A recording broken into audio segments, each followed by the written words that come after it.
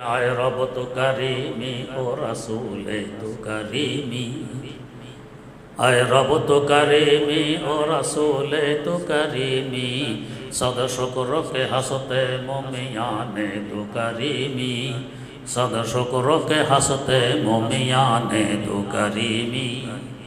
अल्लाह तुम एक मेहरबान रहमत वाला खुदा, तुम्हार हबीब सल्लल्लाहु अलैहि वसल्लम आरेक मेहरबान रहमत वाला नबी। দুজনের মধ্যখানে আমরা গুনাহগার, আশাবাদী ফেলে দিতে পারবে না। যারা নিষ্ঠুর এরা ফেলে দেয়, যারা দয়াবান এরা ফেলে দেয় না, টেনে ধরে। আল্লামা হালে মুসাদ্দাসের মধ্যে মুনাজাত রেখেছেন, हमने कहे या बद हैं फिर आखिर है तुम्हारे, हमने कहे या बद हैं फिर आखिर है तुम्हारे, निस्बत बहुत अच्छी है मगर हाल बुरा है, निस्बत बहुत अच्छी है मगर हाल बुरा है। আল্লাহ আমরা নেককার হই আর বদকার হই, আমাদের সম্বন্ধ কিন্তু বড় ঊর্ধ্বের। তোমার দিকে তাকাইলে আমরা তোমার বান্দা, তোমার হাবিব সাল্লাল্লাহু আলাইহি ওয়াসাল্লামের দিকে তাকাইলে আমরা তার উম্মত। সম্বন্ধ অনেক ঊর্ধ্বে। যদি কারো সম্বন্ধ থাকে প্রধানমন্ত্রীর সাথে, আরে বাপরে বাপ কি পাওয়ার, মন্ত্রী থেকে আরো বেশি দেখায়। আমাদের সম্বন্ধ অনেক ঊর্ধ্বে। তোমার দিকে তাকাইলে তোমার বান্দা, তোমার হাবিবের দিকে তাকাইলে তার উম্মত। আশাবাদী ফেলে দিতে পারবে। এখানে রহমত, ওইখানে রহমত। ওয়ানুমিনু বিহি ওয়া নাতাওয়াক্কালু আলাইহি ওয়া নাউযু বিল্লাহি মিন শুরুরি আনফুসিনা ওয়া মিন সাইয়্যাতি আমালিনা। মান ইয়াহদিহিল্লাহু ফালা মুদিল্লা লাহু ওয়া মান ইউদ্লিলহু ফালা হাদিয়া লাহু। ونشهد أن لا إله إلا الله وحده لا شريك له ونشهد أن سيدنا ونبينا ومولانا محمدا عبده ورسوله أرسله بالحق بشيرا ونذيرا وداعيا إلى الله بإذنه وسراجا منيرا صلى الله تعالى عليه وعلى آله وأصحابه وسلم تسليما كثيرا كثيرا أما بعد فأعوذ بالله من الشيطان الرجيم بسم الله الرحمن الرحيم قد أفلح من زكاها وقد خاب من دساها صدق الله مولانا العظيم اللهم صل على سيدنا محمد وعلى آل سيدنا محمد كما صليت على سيدنا إبراهيم وعلى آل سيدنا إبراهيم إنك حميد مجيد اللهم بارك على سيدنا محمد وعلى آل سيدنا محمد كما باركت على سيدنا إبراهيم وعلى آل سيدنا إبراهيم إنك حميد مجيد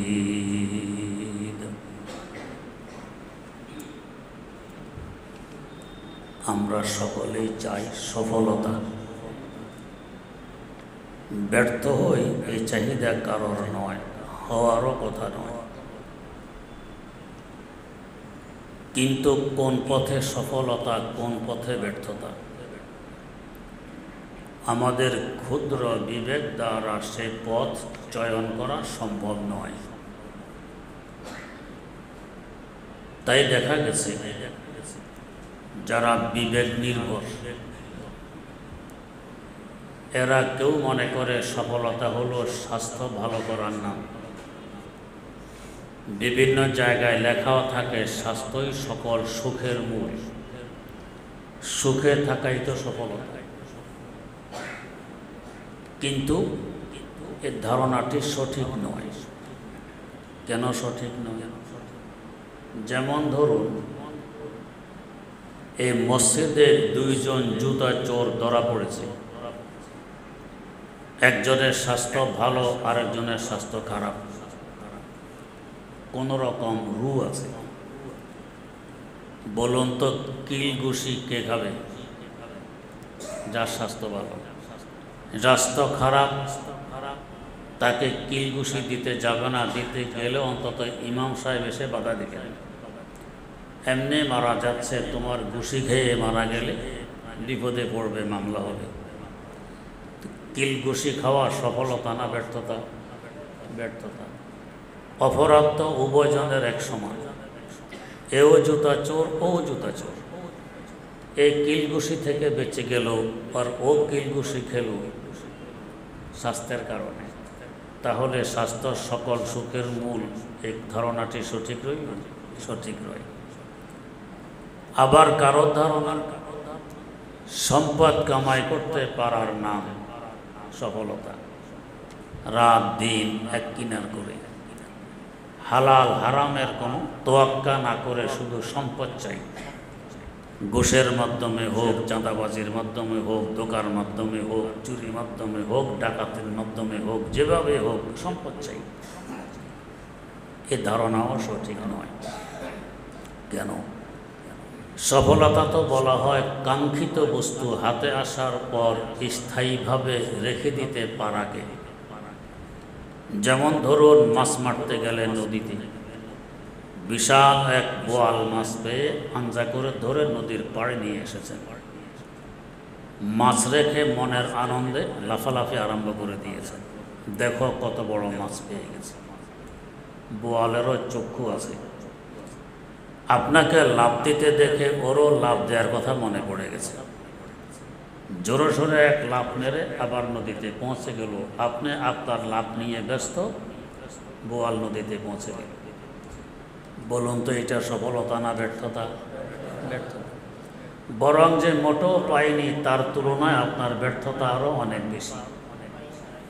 আপনি যে পরিমাণ আফসোস করবেন, যে পায়নি সে এই পরিমাণ আফসোস করবে না। এবার আসুন সম্পদের কাছে। সম্পদ যদি কামাই করতেও পারি, স্থায়ীভাবে কি আমার কাছে রেখে দিতে পারবো? হয়তো সম্পদ আমাকে পথের ফকির বানিয়ে আরেকজনের কবলে চলে যাবে, অথবা সম্পদের পাহাড় আপন জায়গায় রেখে আমি কবর জগতে চলে যাব। এই দুই অবস্থা থেকে তো খালি নয়। তাহলে এটা কি সফলতা হলো? এটাও তো ব্যর্থতা। আবার কারো ধারণা ক্ষমতা পাওয়ার নাম কিংবা ক্ষমতা ধরে রাখতে পারার নাম হলো সফলতা। তাই কত জোর জবরদস্তি, জুলুম, অত্যাচার, মারামারি, হানাহানি ক্ষমতায় থাকতে হবে, এ ধারণাও সঠিক নয়। আমরা আমাদের এই ক্ষুদ্র জীবনে দেখেছি বিশ্বের অবস্থা। আজ আমি ক্ষমতায়, তো কাল আমার গলায় জুতার মারা। আজ আমি ক্ষমতায়, কাল জেলখানায়। আজ ক্ষমতায়, কাল ফাঁসির কাস্টে। মুআম্মার গাদ্দাফি কেমন ক্ষমতাধর প্রেসিডেন্ট ছিলেন লিবিয়ার, কোথায় আজ? ইরাকের প্রেসিডেন্ট সাদ্দাম কেমন প্রভাবশালী ছিলেন প্রেসিডেন্ট, কোথায় আছে? ক্ষমতায় তো আমাকে নিয়ে গেছে ফাঁসির কাষ্ঠ পর্যন্ত। বোঝা গেছে এইটাও সফলতা নয়। তাহলে সফলতা কি? আল্লাহ রব্বুল আলামিন মেহেরবানি করে সফলতার পথ দেখাই দিলেন। বান্দা, সফলতা তোমার ভিতরে, বাইরে নয়। খুঁজতেছি বাইরে, তাই আসে ব্যর্থতা, সফলতা আসে না। সফলতা তোমার ভিতরে। কোথায়? আল্লাহ পাক বলেন, কদ আফলাহা মান যাক্কাহা, যে নিজের আত্মাকে বিশুদ্ধ করতে পেরেছে সে সফল কাম। আত্মাকে বিশুদ্ধ করতে পারার নাম হলো সফলতা।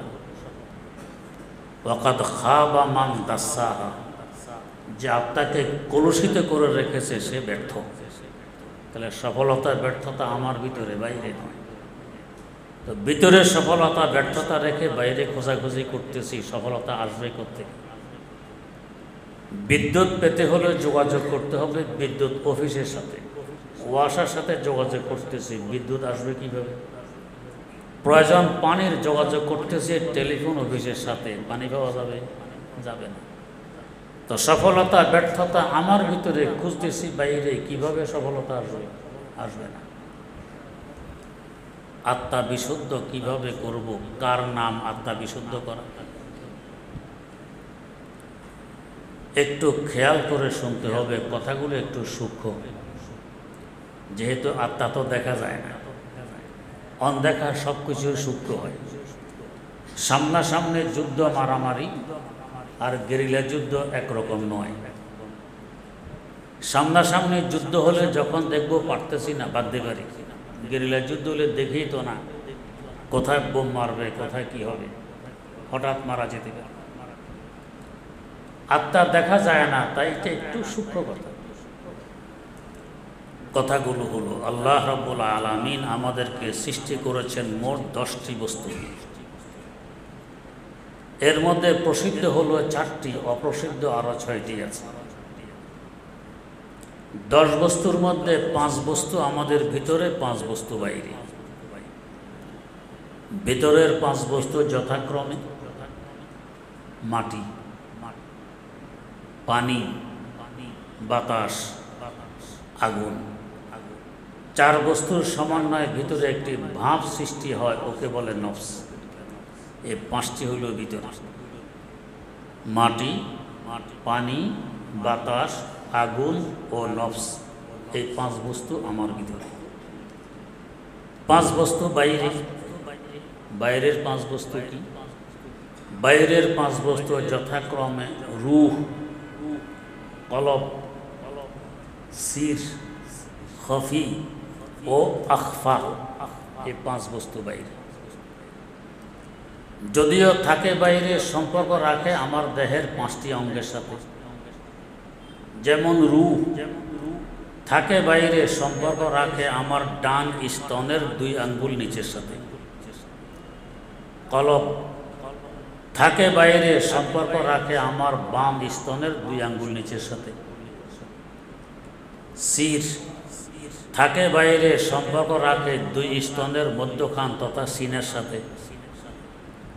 খফি থাকে বাইরে, সম্পর্ক রাখে আমার 2 ভুরুর মধ্যখানের সাথে। আখফা থাকে বাইরে, সম্পর্ক রাখে আমার দেমাগের সাথে, মগজের সাথে। এই 5 বস্তু বাইরে। বাইরে কোথায় থাকে? বাইরে থাকে আরশে মুআল্লারও উপরে। কত উপরে? মাইল কিলোমিটার দিয়ে মাপজোক দেয়া আদৌ সম্ভব নয়। কত উপরে একটু ধারণা দেওয়ার চেষ্টা করছি। আমরা বর্তমান যেখানে বসবাস করছি, এটি ছোট্ট একটি গ্রহ, নাম পৃথিবী। আয়তন প্রায় 20 কোটি বর্গ মাইল। এই গ্রহটি যে জগতে বসবাস করে, গ্রহের চতুর্দিকে আরেকটি জগৎ আছে, দেশ আছে, যেই দেশে এই পৃথিবী নামক গ্রহ বসবাস করে। জগতের নাম সৌরজগৎ। 8টি গ্রহ, আগে বলতো 9টি গ্রহ, এখন বলা হয় 8টি গ্রহ, কিছু উপগ্রহ, অসংখ্য ধূমকেতু মিলে সৌরজগৎ গঠিত হয়। কত বড় এই সৌরজগৎ! এই যে 8টি গ্রহ ঘুরতেছে, কোন গ্রহ আমাদের পৃথিবী থেকে অনেক বড়। গড়ে আস্তে ধীরে নয়, দ্রুত গতিতে। যেমন পৃথিবী নামক গ্রহের ঘুরার গতি সেকেন্ডে 20 কিলোমিটার। এই 20কে 60 দিয়ে গুণ দিলে মিনিটের গতি বের হবে, ওই গুণফলকে আবার 60 দিয়ে গুণ দিলে ঘন্টার গতি বের হবে। কত বেশি দ্রুত ঘুরতেছে! যদি এই গ্রহগুলো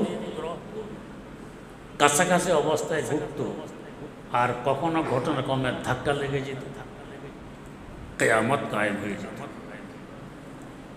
গাড়ি যখন ফুল স্পিডে চলে, অ্যাক্সিডেন্ট করলে মারাত্মক হয়। আস্তে আস্তে চললে, অ্যাক্সিডেন্ট করলে মেসামুসা হয়, তেমন মারাত্মক হয় না। তো গ্রহগুলো এত দ্রুত ঘুরতেছে, ধাক্কা লাগলে চুরমার হয়ে যাবে। তাই অনেক দূর দিয়ে ঘোরাঘুরি করে। যেমন আমাদের পৃথিবী নামক গ্রহের নিকটতম গ্রহ মঙ্গল গ্রহ। এই মঙ্গল গ্রহ পৃথিবীর সবচেয়ে কাছের, এরপরও দূরত্ব হলো 8 কোটি কিলোমিটার, বাকিগুলো আরও দূরে।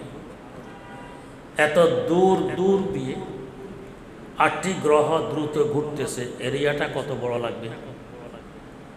এইটা পুরো হলো সৌরজগতের এরিয়া।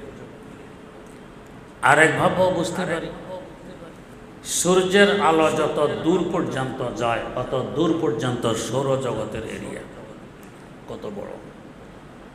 আমাদের 20 কোটি বর্গ মাইল আয়তনের পৃথিবীকে সৌরজগতের সাথে তুলনা করলে একটি ধূলিকণার কোটি কোটি ভাগের এক ভাগও মনে হবে না। সৌরজগৎ এত বড়। আবার এই সৌরজগতের চতুর্দিকে আরেকটি জগৎ আছে, আরেকটি দেশ আছে, যে দেশে সৌরজগৎ ঘুরাঘুরি করে। ওই দেশকে বলা হয় গ্যালাক্সি। কত বড়? যারা মহাশূন্য নিয়ে গবেষণা করেন তারা বলেন 15,000 কোটিরও অধিক সৌরজগৎ মিলে একটি গ্যালাক্সি গঠিত হয়। তাও এই সৌরজগৎগুলোও একটি আরেকটির সাথে লেগে নেই। 2 সৌরজগতের মধ্যখানে দূরত্ব তাদের মাপ অনুযায়ী 33 লক্ষ আলোকবর্ষ। কি অর্থ? আলোর গতি সেকেন্ডে প্রায় 3 লক্ষ কিলোমিটার।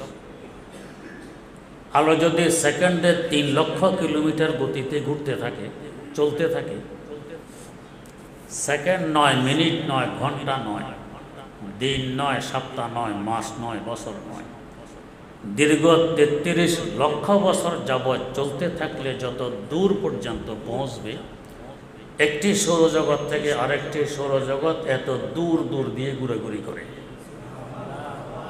এভাবে 15,000 কোটিরও অধিক সৌরজগৎ ঘুরতেছে যে জগতে, তাকে বলে গ্যালাক্সি।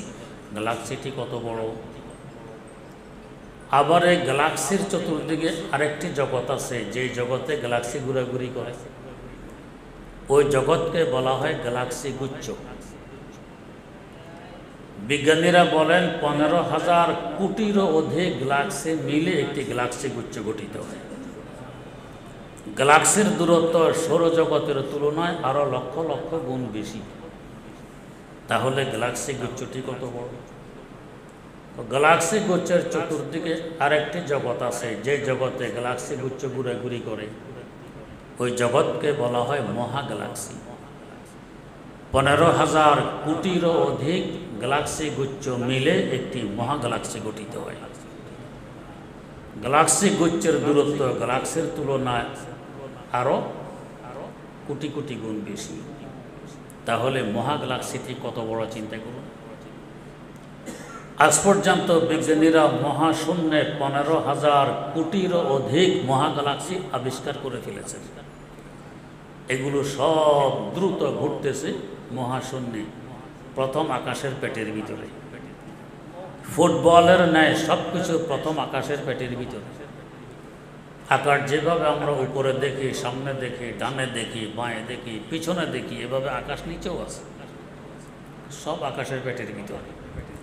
তাহলে আকাশটি কত বড় চিন্তা করব।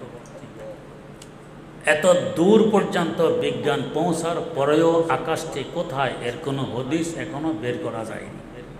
হতেও যাবেও, হয়তো যাবেও না। কত উপরে আকাশ। আরেকভাবেও বুঝতে পারে আকাশ কত উপরে। রাতের অন্ধকারে উপরের দিকে তাকাই অসংখ্য তারকা দেখা যায়। টাউনে বন্দরে কম, কারেন্টের কারণে তেমন দেখা যায় না। শহর থেকে অন্তত 20 কিলোমিটার দূর কোনো গ্রামগঞ্জে গিয়ে তাকাইলে দেখবেন কত তারকা, যেন আকাশের জায়গা নেই তারকা ছাড়া। এই তারকাগুলোরও আলো চতুর্দিকে ছড়িয়ে পড়ছে সেকেন্ডে 3 লক্ষ কিলোমিটার গতিতে। বিজ্ঞানীরা বলেন এখনো মহাশূন্যে এমন অসংখ্য তারকা রয়ে গেছে। সৃষ্টির পর থেকে এদের আলো চতুর্দিকে ধেয়ে চলছে, আমাদের দিকেও আসতেছে। সেকেন্ডে 3 লক্ষ কিলোমিটার গতিতে। এরপরও এদের আলো এখনো আমাদের কাছে এসে পৌঁছতে পারেনি। কত উপরে এই তারকা! এগুলো সব কিন্তু আকাশের পেটের ভিতরে। এরও অসংখ্য গণিত লক্ষ কোটি কিলোমিটার উপরে প্রথম আকাশ। দারমি শরীফে একটি হাদিস বর্ণিত, হযরত রাসূলুল্লাহ সাল্লাল্লাহু আলাইহি ওয়াসাল্লাম বলেন, আমাদের জমিন থেকে আকাশের দূরত্ব যেই পরিমাণ, আকাশটি মোটাও এই পরিমাণ। তার মানে জমিন থেকে আকাশের পেট যেই পরিমাণ দূরত্বে, আকাশের পিঠ এর থেকে ডবল দূরত্বে। কত বড় এই আকাশ! এরপর আবার এই পরিমাণ জায়গা ফাঁকা, তারপর দ্বিতীয় আকাশ। ওই আকাশটি প্রথম আকাশকে ফুটবলের ন্যায় পেটের ভিতরে নিয়ে গেছে। দ্বিতীয় আকাশের সামনে প্রথম আকাশকে তুলনা করলে একটি ধূলিকণার কোটি কোটি কোটি কোটি ভাগের এক ভাগও মনে হবে না। দ্বিতীয় আকাশ এত বড়। ওই আকাশটিও ফাঁকা পরিমাণ মোটা। আবার এই পরিমাণ জায়গা ফাঁকা, তারপর তৃতীয় আকাশ, ওই আকাশটিও ফাঁকা পরিমাণ মোটা। এভাবে চতুর্থ আকাশ, পঞ্চম আকাশ, ষষ্ঠ আকাশ, সপ্তম আকাশ। 7 নম্বর আকাশটি কত বড় হবে বা চিন্তা করুন। এই বিরাট বিশাল 6টি আকাশকে পেটের ভিতরে নিয়ে ঘুরতেছে। কত বড় 7 নম্বর আকাশ! এরও অসংখ্য গণিত লক্ষ কোটি কিলোমিটার উপরে সিদরাতুল মুনতাহা, চতুর্দিকে বেষ্টনে দিয়ে আছে। জগৎ হলো 2টি, ঊর্ধ্ব জগৎ এবং নিম্ন জগৎ। 2 জগতের মধ্যবর্তী বর্ডারের নাম সিদরাতুল মুনতাহা। এই সিদরাতুল মুনতাহা পর্যন্ত নিম্ন জগতের সীমানা। সিদরাতুল মুনতাহা কত বড় হবে! এরও অসংখ্য গণিত লক্ষ কোটি কিলোমিটার উপর দিয়ে বেষ্টনে দিয়ে আছে আমার আপনার আদিবাসস্থান, বাপের বাড়ি জান্নাত। চতুর্দিকে জান্নাত বেষ্টনে দিয়ে আছে। আল্লাহ পাক বলেন, ওয়ালাকাদ রাআহু নাজলাতান উখরা ইনদা সিদরাতিল মুনতাহা ইনদাহা জান্নাতুল মাওয়া। সিদরাতুল মুনতাহারও উপরে জান্নাতুল মাওয়া। এখান থেকে আমরা একটি প্রশ্নের উত্তর পেয়ে যাই। প্রশ্ন হল, আলেমদের মুখে একটি হাদিস আপনারা শুনে থাকেন, সর্বনিম্ন বেহেশতি, তাকে যে পরিমাণ জায়গা বেহেশতে দেওয়া হবে সেটা হবে অন্তত এই দুনিয়া থেকে 10 গুণ বড়। তো প্রশ্ন জাগে, এত জায়গা পাবে কোথায়? নিম্নমানের বেহেশতির জায়গা যদি 10 গুণ বড় হয় দুনিয়া থেকে, তো ঊর্ধ্বমানের বেহেশতির জায়গা তো অন্তত 10,000 গুণ বড় হওয়ার কথা। এত জায়গা কোথায়? এই বিশাল এরিয়া চতুর্দিকে বেহেশত বেষ্টনে দিয়ে আছে, কত বড় হবে? হাকিমুল ইসলাম আল্লামা কারি তৈয়ব সাহেব রহমতুল্লাহ আলাইহি লেখেন, একদিন হযরত জিবরাইল আমিন আলাইহিস সালাম দরখাস্ত পেশ করলেন আল্লাহ পাকের দরবারে, আল্লাহ, নেককার মুমিন বান্দাদের জন্য বেহেশত সাজিয়ে রেখেছেন, একটু দেখতে মন চায়। কেউ কোনো মঞ্চ যখন সাজায় তো অনেকে দেখতে আসে, হল সাজায় তো দেখতে আসে। তো জিবরাইল আমিনেরও ইচ্ছা একটু দেখি বেহেশত কেমন। আল্লাহ পাক অনুমতি দিলেন, ঢুকলেন বেহেশতে। আমাদের দেশের বুড়ো মানুষের লাঠি বার দিয়ে আস্তে আস্তে হাঁটে না দেখেন, উনি তো উড়ে না দেখেন, উড়ার গতি কেমন। বুখারী শরীফের ব্যাখ্যা গ্রন্থ ফজলুল বারীতে উল্লেখ আছে। তাকে জিজ্ঞেস করা হলো, আপনার গতি কেমন, ঘন্টায় কত কিলোমিটার যেতে পারেন? জবাব দিলেন, আমার গতি কি বুঝবে? একটি ঘটনা বলছি, আন্দাজ করতে পারবে। কি ঘটনা?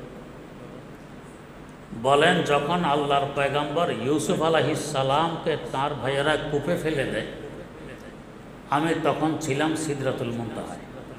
কত উপরে!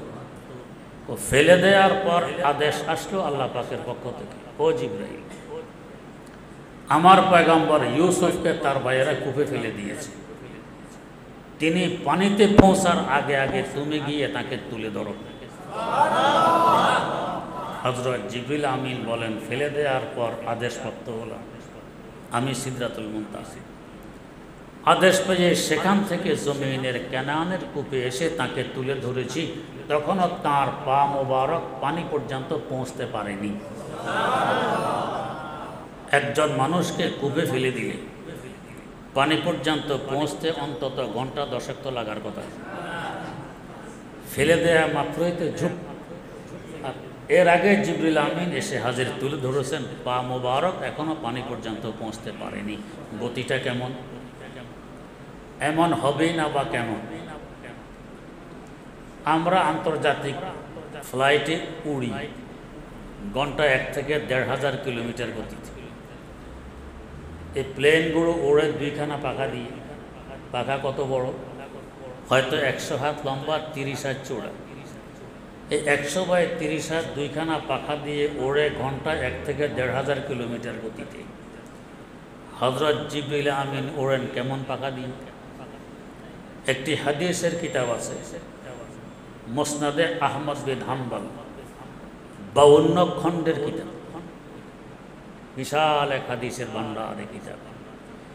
ইমাম বুখারী রাহিমাহুল্লাহু তাআলার উস্তাদ, হাম্বলি মযহাবের প্রবর্তক ইমাম আহমদ বিন হাম্বল রাহিমাহুল্লাহু তাআলার সংকলিত হাদিসের কিতাব আল মুসনাদ। এখানে একটি হাদিস বর্ণিত আছে, তাফসিরে ইবনে কাসিরও হাদিসটি বর্ণিত আছে। হাদিসটি হল, একদিন রসুল আকরম সাল্লাল্লাহু আলাইহি ওয়াসাল্লাম হযরত জিবরিল আমিনকে বললেন, আপনি মানুষের আকার আকৃতি নিয়ে আমার কাছে ওহী পৌঁছাইতে আসেন। আসলে আপনি কত বড়? আসেন তো মাইক্রো হয়ে, ছোট হয়ে, আসলে কত বড় একটু দেখতে মন চায়। তো বললেন, তাহলে আপনি পূর্ব আকাশের দিকে তাকিয়ে থাকুন, আমি দেখা দেওয়ার চেষ্টা করছি। এই বলে জিবরিল আমিন দরবারে নবুয়ত ত্যাগ করলেন। রাসূলুল্লাহ সাল্লাল্লাহু আলাইহি ওয়াসাল্লাম পূর্ব আকাশের দিকে তাকিয়ে বসে রইলেন।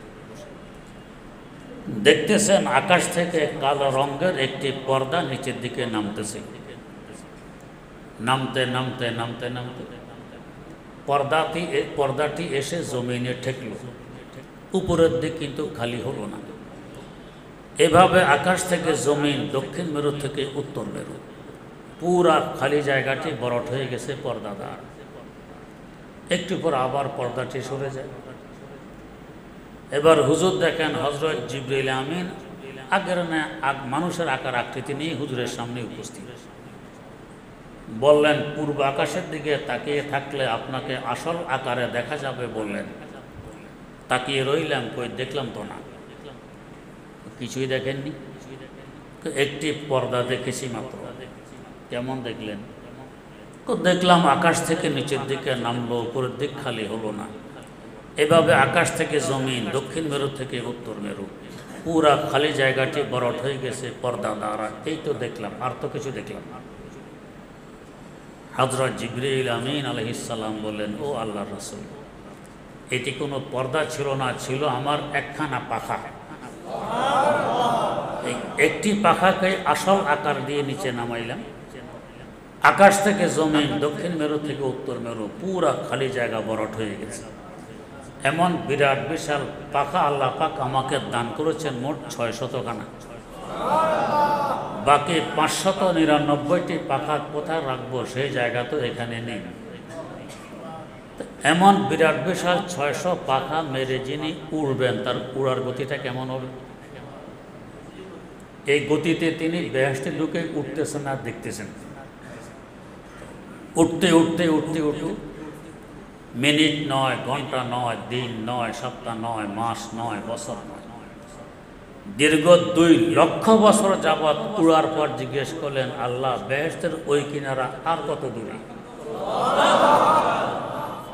আল্লাহ পাক বললেন, জিবরাইল, এখনো বেহেশতের প্রথম সারি খুঁটি পর্যন্ত পৌঁছতে পারোনি।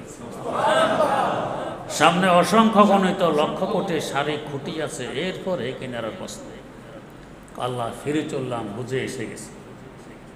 এমন বিরাট বিশাল বেহেশত থেকে যদি নিম্নমানের বেহেশতকে এই দুনিয়া থেকে 10 গুণ বেশি জায়গা দেয়া হয়, জায়গা টান পড়বে। সিদরাতুল মুনতাহার অসংখ্য গণিত লক্ষ কোটি কিলোমিটার উপর দিয়ে বেহেশত বেষ্টনী দিয়ে আছে। বেহেশতটি কত বড়! এরও অসংখ্য গণিত লক্ষ কোটি কিলোমিটার উপর দিয়ে বেষ্টনী দিয়ে আছে কুরসি। আয়াতুল কুরসি আপনারা পড়েন, একটি আয়াত আছে কি, ওয়াসিআ কুরসিয়্যুহুস সামাওয়াতি ওয়াল আরদ। আল্লাহর কুরসি সকল আকাশ এবং জমিনকে বেষ্টনী দিয়ে আছে। কুরসি কত বড়! এরও অসংখ্য গণিত লক্ষ কোটি কিলোমিটার উপর দিয়ে বেষ্টনী দিয়ে আছে আরশে মুআল্লা, যাকে আরশে আজিম বলা হয়। আরশ মানে সিংহাসন, চতুর্দিক দিয়ে বেষ্টনী দিয়ে আছে। তাহলে আরশটা কত বড় হবে! এই আরশে মুআল্লার উপরে বসবাস করে আমাদের এই পাঁচ বস্তু, রূহ, কলব, সির, খফি এবং আখফা। আরশে মুআল্লার উপরে সেই জায়গায় কি রাসূল আকরাম সাল্লাল্লাহু আলাইহি ওয়াসাল্লাম উল্লেখ করেন হাদিসে কুদসি, আল্লাহ পাক আরশে মুআল্লার উপরে লিখে রেখেছেন, গালাবাত রহমতি গজবি, আমার রহমত আমার গজব থেকে অনেক বেশি। তার মানে আরশে মুআল্লার উপরে চতুর্দিকে হলো রহমতের দেশ, চতুর্দিকে রহমত বেষ্টনী দিয়ে আছে। চিন্তা করুন, আমরা সব রহমতের বেষ্টনীর ভিতরে। আবার আমাদের কাছে একটি রহমতের কেন্দ্র আছে, সেটিকে রহমতুল লিল আলামিন হযরত মুহাম্মদ মুস্তাফা সাল্লাল্লাহু আলাইহি ওয়াসাল্লাম, তিনি আমাদের কাছে রহমতের কেন্দ্র। জিন্দা অবস্থা আমাদের কাছে, ইন্তেকালের পরেও আমাদের কাছে মদিনা মুনাওয়ারায় আরাম করতেছেন, পৃথিবীতে আছে। এখানে রহমত, এখানে রহমত, দুই রহমতের মধ্যখানে আমরা। যদি এমন না হইত যে নাফরমানিতে আমরা ডুবে আছি, এক ফোঁটা পানি পাওয়ার উপযুক্ততা আমাদের আছে। বর্তমান বিশ্বে প্রায় 750 কোটির মতো মানুষ আমরা বসবাস করছি। তার মধ্যে আদম শুমারি হিসাবে মাত্র 200 কোটি মুসলমান, 550 কোটি অমুসলিম। এরা তো নাফরমানিতে ডুবা আছেই। এই 200 কোটি মুসলমানের মধ্যে বাস্তবে মোমেন মুসলমান কয়জন? এই 200 কোটি হিসাবে তো তাসলিমা নাসরিনও আছে, ডক্টর আহমদ শরীফও আছে, জাফর ইকবালও আছে। বলতেছে বাস্তব মোমেন মুসলমান কয়জন? যারা বাস্তব মোমেন মুসলমান, এরা আমরা গুনাহ থেকে বাঁচি কয়জন? বলতে গেলে গোটা দুনিয়া নাফরমানির অন্ধকারে নিমজ্জিত। আধা ফোঁটা পানি পাওয়ার উপযুক্ততা আমাদের আছে নেই। এরপর আমাদের থাকা, খাওয়া, পড়া, সুখ, শান্তি, রিজিক সব আল্লাহ পাক দিয়ে যাচ্ছেন এর রহমতের বেষ্টনী না থাকলে। তাই এক বুজুর্গ বলেছিলেন, আয় রব তু কারিমি ও রাসূলে তু কারিমি, আয় রব তু কারিমি ও রাসূলে তু কারিমি, সদ শুকর কে হাসতে মুমিয়ানে তু কারিমি, সদ শুকর কে হাসতে মুমিয়ানে তু কারিমি। আল্লাহ, তুমি এক মেহেরবান রহমতওয়ালা খোদা। তোমার হাবিব সাল্লাল্লাহু আলাইহি ওয়াসাল্লাম আরেক মেহেরবান রহমতওয়ালা নবী। দুজনের মধ্যখানে আমরা গুনাহগার। আশাবাদী ফেলে দিতে পারবে না। যারা নিষ্ঠুর এরা ফেলে দেয়, যারা দয়াবান এরা ফেলে দেয় না, টেনে ধরে। আল্লামা হালে মুসাদ্দাসের মধ্যে মুনাজাত লিখেছেন, हमने के हैं या बद हैं फिर आखिर है तुम्हारे, हमने के हैं या बद हैं फिर आखिर है तुम्हारे, निस्बत बहुत अच्छी है मगर हाल बुरा है, निस्बत बहुत अच्छी है मगर हाल बुरा है। আল্লাহ, আমরা নেককার হই আর বদকার হই, আমাদের সম্বন্ধ কিন্তু বড় বুদ্ধির। তোমার দিকে তাকাইলে আমরা তোমার বান্দা, তোমার হাবিব সাল্লাল্লাহু আলাইহি ওয়াসাল্লামের দিকে তাকাইলে আমরা তার উম্মত। সম্বন্ধ অনেক। যদি কারো সম্বন্ধ থাকে প্রধানমন্ত্রীর সাথে, আরে বাপরে বাপ কি পাওয়ার, মন্ত্রী থেকে আরো বেশি দেখায়। আমাদের সম্বন্ধ অনেক ঊর্ধ্বে। তোমার দিকে তাকাইলে তোমার বান্দা, তোমার হাবিবের দিকে তাকাইলে তার উম্মত। আশাবাদী ফেলে দিতে পারবে। এখানে রহমত, এখানে রহমত। ওই যে রহমতের বেষ্টনী আরশে মুআল্লার উপর দিয়ে, সেখানে বসবাস করে আমাদের এই পাঁচ বস্তু। এদের বাসস্থান রহমতের দেশ, নূরের দেশ। এরা নূরই, আমরা খাকি। আমরা বস্তু জগতে বসবাস করি, এর বৈশিষ্ট্য হলো অন্ধকার। চন্দ্র সূর্য দুইটি লাইট না থাকলে কেমন অন্ধকারে নিমজ্জিত থাকতাম। রাতের বেলায় সূর্য আপন জায়গায় আছে, চন্দ্র তো আপন জায়গায় আছে না, শেষ হয়ে গেছে? শেষ হয়নি, আছে আপন জায়গায়, আমাদের থেকে একটু আড়ালে, একটু দূরে। এরপরও তো হাত মেললে চোখের সামনে হাত দেখা যায়। মোটো যদি না থাকতো, বস্তু জগতের বৈশিষ্ট্য অন্ধকার, আর বাস্তব জগতের বৈশিষ্ট্য হলো নূর আর আলো। তো পাঁচ বস্তু অন্ধকারে, পাঁচ বস্তু আলোতে। অন্ধকারে পথ পাওয়া যায়, চিনা যায়, কঠিন। আলোর মধ্যে সুবিধা, ভয়টাই নেই। রাতের অন্ধকারে নিজের বাড়িতেও ভয় লাগে। একা কোনো কামরায় হঠাৎ কারেন্ট চলে গেছে, চিৎকার মারে, ভয় লাগে, কে আসো। আর দিনের বেলায় কোথায় কোথায় আমরা একা একা হাঁটি, আলো আছে, কোনো সমস্যা নেই। তো পাঁচ বস্তু আলোর জগতে, রহমতের জগতে, নূরের দেশে, পাঁচ বস্তু অন্ধকারের জগতে, দুইটা দুই জগৎ। যদি এই অন্ধকারের জগতের পাঁচ বস্তুকে আলোর জগতের পাঁচ বস্তুর সাথে সম্পর্ক করাই দিতে পারি, এটাকে বলে আমার আত্মা বিশুদ্ধ হয়ে গেছে। আর যদি সম্পর্ক করাইতে না পারি, ওই পাঁচ বস্তুর অবস্থায়, এই পাঁচ বস্তুর অবস্থায়, তখন হবে আমার আত্মা কলুষিত হয়ে গেছে, আমার আত্মা কলুষিত। তাই বুজুর্গানের দিন বলে না, আজমাল্লাহ একে বাহারাদারি ওয়াজবাহা এমনি জোহাম, আজমালা একে বাহারাদারি ওয়াজবাহা এমনি জোহাম, বগজা রাজ হেজে বাহায়েম কেজমালা একে বগজারি, ওয়ারশাওয়াদ খাসলত তোরা মেসলে বাহায়েম আয় বাশার, খারো আজ হায়ওয়া সবি হেজে মালা একে বগজারি, খারো আজ হায়ওয়া সবি হেজে মালা একে বগজারি। বান্দা, তোমার সম্পর্ক দ্বিমুখী। এক সম্পর্ক তো নূরের তৈরি ফেরেশতাদের সাথে, যেহেতু তোমার পাঁচ বস্তা নূরের দেশে, নূরের সাথে নূরের সম্পর্ক। জিনসে হামর জিনসে হারা তালাকান, জিনসে হামর জিনসে হারা জাজবান, কুনদ হর জিনসে বাহাম জিনসে পরবাজ, কবুতর বাজে বাবা। নূরের তৈরি ফেরেশতাদের সাথে এক সম্পর্ক, বন জঙ্গলের হায়ওয়ান জানোয়ারের সাথে আরেক সম্পর্ক। যদি ফেরেশতাদের সম্পর্ক গড়ে তুলতে পারো, তোমার দাম, তোমার মূল্য ফেরেশতা থেকেও বেড়ে যাবে, যেহেতু আত্মা এখন বিশুদ্ধ। তুমি আশরাফুল মাখলুক। আর যদি খোদা না করো তার উল্টা হয়, নূরের সাথে সম্পর্ক নেই, হায়ওয়ান জানোয়ারের সাথে সম্পর্ক গড়ে উঠেছে, তোমার আত্মা এখন কলুষিত, তুমি ব্যর্থ। এত দূরে পাঁচ বছর সম্পর্ক করবো কিভাবে?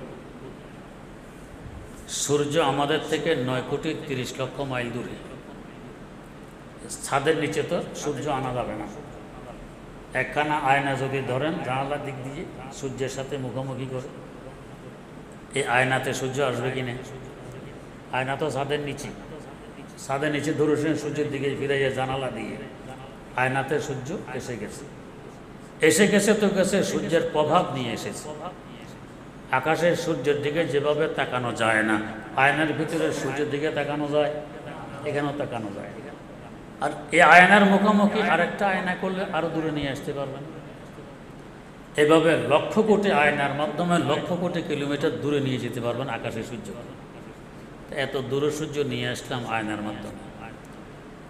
আল্লাহ রাব্বুল আলামিন আরশে মওলার উপরের পাঁচ বস্তু, তার সাথে আমাদের ভিতরের পাঁচ বস্তুর সম্পর্ক করানোর জন্য মাধ্যম রেখে দিয়েছেন। তিনি হযরত রাসূলুল্লাহ সাল্লাল্লাহু আলাইহি ওয়াসাল্লাম। তিনি আয়না, ওই পাঁচ বছর দিকে মুখামুখি এসে গেছে তার কাছে। এখন তার কলবের মুখামুখি যদি আমরা আমাদের কলবকে করতে পারি, এখানেও সে আলোটা আসবে, সেই নূর আসবে। ওনার কলবের মুখোমুখি সাহাবায়ে কেরাম রাদিয়াল্লাহু আনহুমের কলব ছিল, এসে গেছে। জগতের সবচেয়ে দামি মানুষে পরিণত হয়েছেন সাহাবায়ে কেরাম। সারা দুনিয়ার মানুষগুলি যদি হযরত আব্দুল কাদের জিলানীর মতো বুজুর্গ হয়, তারপরও কি একজন সাহাবীর পদধূলি সমান হবে? সদ হাজার সে বিলে সদহা জোনায়েদ खाके पाए बू हुरैरा का रसाद, खाके पाए बू हुरैरा का रसाद। এত দামি কেন হইলেন? আয়নার মাধ্যমে আলো তাদের কলবে এসে গেছে, তাদের কলবের মুখোমুখি তাবেঈনের কলব এখানে এসে গেছে। সেই নূর আস্তে আস্তে বিজ্ঞ আলেম ওলামা আল্লাহ ওয়ালাদের কলবের মাধ্যমে ওই আরশে মাওলার উপরে 5 বছর নূর এখান পর্যন্ত এসে গেছে। অতএব কোনো আল্লাহ ওয়ালার শরণাপন্ন হয়ে যদি তার পরামর্শ নিয়ে জীবন গড়ে তুলি, আরশে মাওলার উপরের 5 বস্তুর সম্পর্ক আমার ভিতরের 5 বস্তুর সাথে আল্লাহর ওলির কলবের মাধ্যমে হয়ে যাবে। তাই বলা হয় রবতে তারি সে না রাবা সে না এ, রবতে চোবা আয় না এ বা আয় না এ, রবতে চোবা আয় না এ বা আয় না এ। এক আয়নার সাথে আরেক আয়নার সম্পর্কের মাধ্যমে 9,30,00,000 মাইল উপরে সূর্যের আলো আর প্রভাব আনা যায় দুনিয়ার মধ্যেই। তাহলে কলবের মাধ্যমে উপরের 5 বস্তুর আলো আর নূর এবং রহমত কেন আনতে পারবো না আমার ভিতরে 5 বস্তুর মধ্যে? এসে গেছে, সংযোগ হয়ে গেছে, বুঝবো কি করে? যখন দেখবো ইবাদত করতে ভালো লাগে, ইবাদত করতে মন চায়, নামাজ ছাড়া যায় না, রোজা ত্যাগ করা যায় না, গুনাহ করতে খারাপ লাগে, ঘৃণা আসে, তাহলে বুঝবো আমার ভিতরের 5 বস্তুর সম্পর্ক উপরে 5 বস্তুর সাথে হয়ে গেছে। এটা আত্মা বিশুদ্ধ হয়ে গেছে। আল্লাহ বলেন তুমি সফল কাম, কাদ আফলাহা মান যাক্কাহা। যদি দেখে না নামাজের পরিবর্তে গুনাহ করতে ভালো লাগে, রোজার পরিবর্তে গুনাহ করতে ভালো লাগে, বুঝবো আমার আত্মার আমার ভিতরের 5 বস্তুর সম্পর্ক উপরের 5 বস্তুর সাথে গড়ে ওঠেনি, আমার আত্মা এখনো কলুষিত। আল্লাহ রাব্বুল আলামিন আমাদেরকে একজন হক্কানি আল্লাহ ওয়ালার সংসবে গিয়ে তার পরামর্শ নিয়ে চলে আত্মাকে বিশুদ্ধ করে সফল কাম হওয়ার তৌফিক দান করুন। সুবহানাল্লাহি ওয়া বিহামদি, সুবহানাকাল্লাহুম্মা ওয়া বিহামদিক, আশহাদু আল্লা ইলাহা ইল্লা আনতা, আস্তাগফিরুকা ওয়া আতুবু ইলাইক।